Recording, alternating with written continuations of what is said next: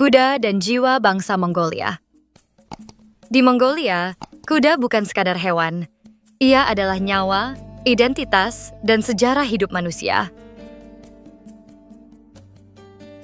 Ada pepatah lama yang sangat terkenal di sana. Seorang Mongol tanpa kuda, seperti burung tanpa sayap. Kalimat ini bukan kiasan kosong.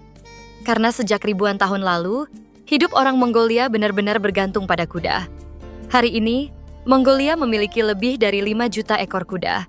Jumlah yang bahkan melebihi populasi manusianya sendiri. Kuda-kuda ini hidup di alam terbuka sepanjang tahun, menghadapi suhu ekstrim dari 30 derajat panas di musim panas, hingga minus 40 derajat di musim dingin. Tanpa kandang mewah, tanpa makanan khusus, tanpa sepatu besi di kukunya.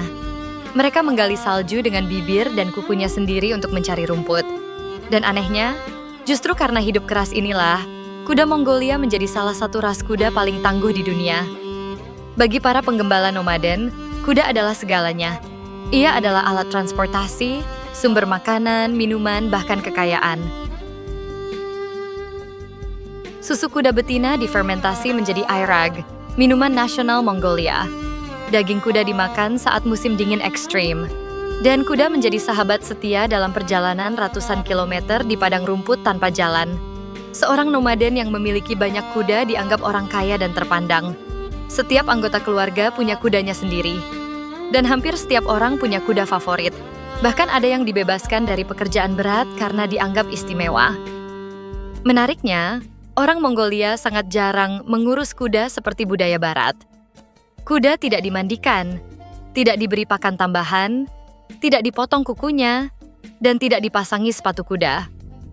Mereka percaya alam sudah menyediakan semua yang dibutuhkan kuda, dan hasilnya mengejutkan.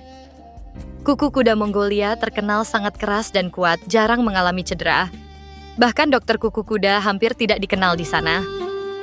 Saat musim panas, kuda sering berdiri di sungai untuk menghindari serangga.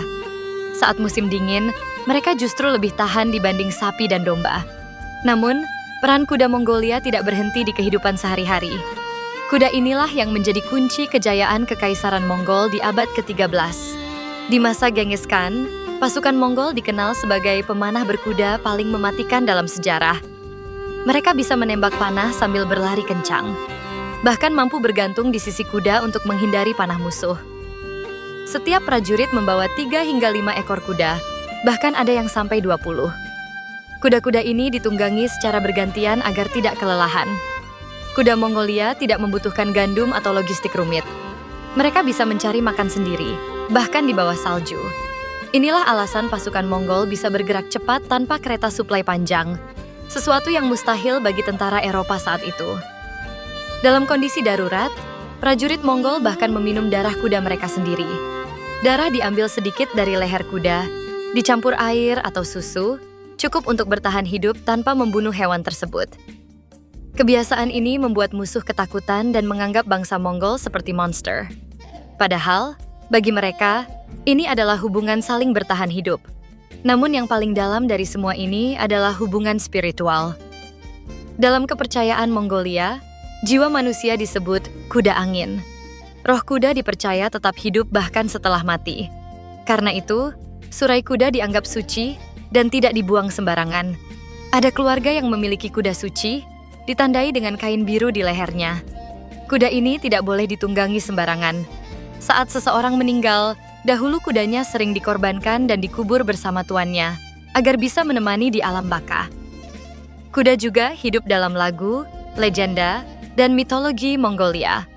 Ada kisah tentang kuda terbang.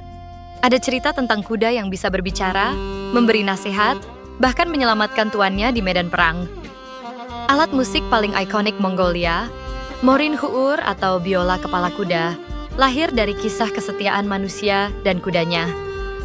Tak heran, bahasa Mongolia memiliki lebih dari 500 kata hanya untuk menggambarkan kuda, warna, bentuk, karakter, dan kekuatannya. Bagi dunia modern, kuda mungkin hanya olahraga atau hiburan. Tapi bagi bangsa Mongolia, kuda adalah sejarah, jiwa, dan identitas bangsa. Dan mungkin karena itulah, sampai hari ini, Di padang rumput Mongolia yang luas dan sunyi, manusia dan kuda masih berlari berdampingan, seperti dua makhluk yang memang ditakdirkan untuk hidup bersama.